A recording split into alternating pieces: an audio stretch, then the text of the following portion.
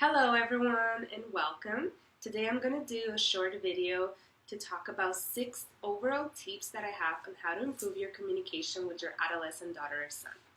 The first one is finding a good time to have these conversations. Ideally, this would be a time that both of you are more in a calm, relaxed state.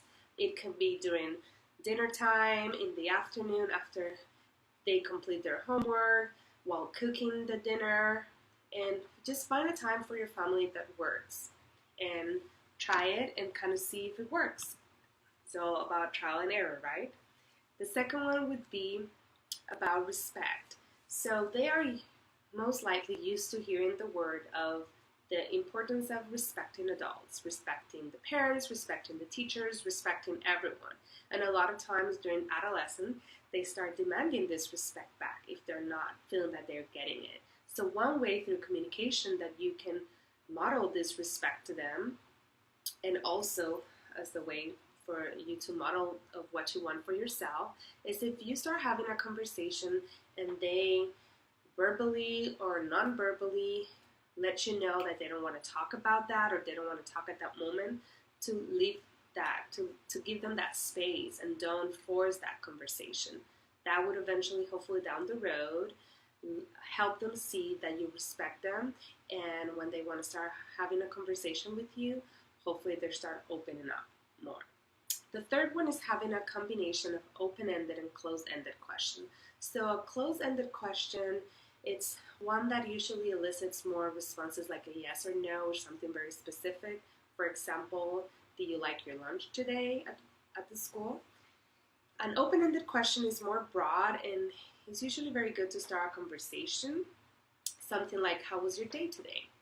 However, a big caveat working with adolescents is that if they're not used to having these conversations with you, or they might not even have not the capacity, but they're developing those skills to be able to communicate and about what they're going through, open-ended questions tend to be hard.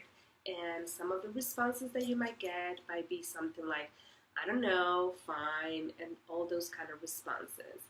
So one tip for that I would say that I do in my practice when I work with teens is that at the beginning I just let it go, and then as we keep developing our relationship, our what we call the therapeutic rapport, then I start asking, is it I don't know that you don't know about it? Is it I don't know, I don't want to talk about it? Is it that you don't know which one of this is this? And they start to start responding to it, and then it helps me to kind of clarify what they meant. So going back to the combination of closed-ended and open-ended question, just try it with your adolescent and see how it goes. Maybe you want to start with an open-ended question, like a broad question, like how was your day today? And if they respond with the fine, good, then you can go to more closed-ended questions. And okay, so the fourth is listen, listen, listen. So listening is a very important skill. A lot of times we just hear, but we don't really listen to what the person is saying. One of the things that shuts adolescents down from engaging in conversations with adults is that they feel that they're being judged, or that their parents are not necessarily listening to what they're really saying. What that means is like if they start talking about a situation with a friend, a lot of times friends go straight into providing a solution. Or that's a friend that I told you I don't want you to hang with. So like all those kind of judgmental responses that make them shut down and not want to continue talking with you.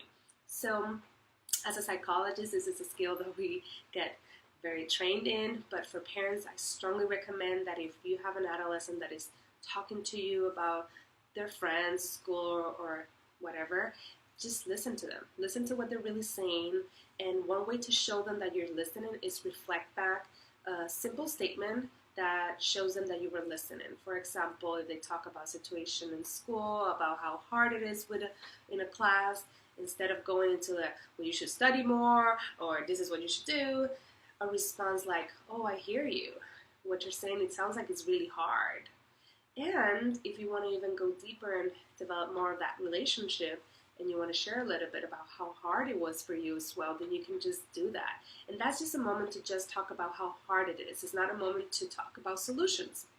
which is my next and last tip, which don't offer unsolicited solutions.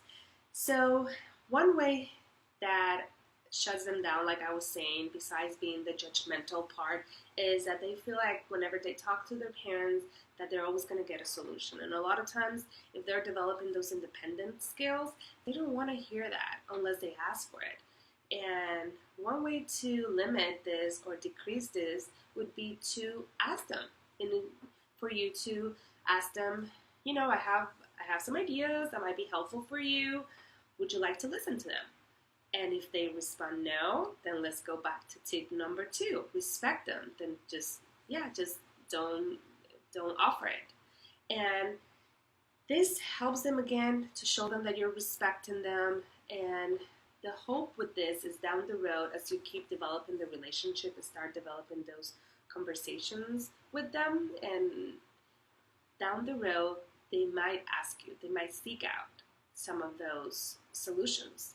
So that's all the tips. Something that I wanted to say on the side is that this is overall tips. Of course, there will be moments that this would not apply. For example, if an adolescent got into a big trouble and they're in the middle of something that you need to talk about, a specific situation, that's different. But at the same time, even if it's a conversation that you need to have, there's some of the tips might help in letting them kind of see that you're there for them and that you're willing to listen to them without judgment. That doesn't mean that you wouldn't give any consequences, but at the beginning, in just that part of the conversation, to let them feel that they're being heard and that they will seek out you instead of their friends and other people that might not be the best influence. So that's it. That is all. And if you have any questions, please reach out to me. You can go to my website, www.drlydianagarcia.com. Again, www.drlydianagarcia.com. Or you can just follow me here on the Facebook page. Looking forward to hearing from you. And if you have any questions again, just reach out. Thank you and have a great day. Good luck.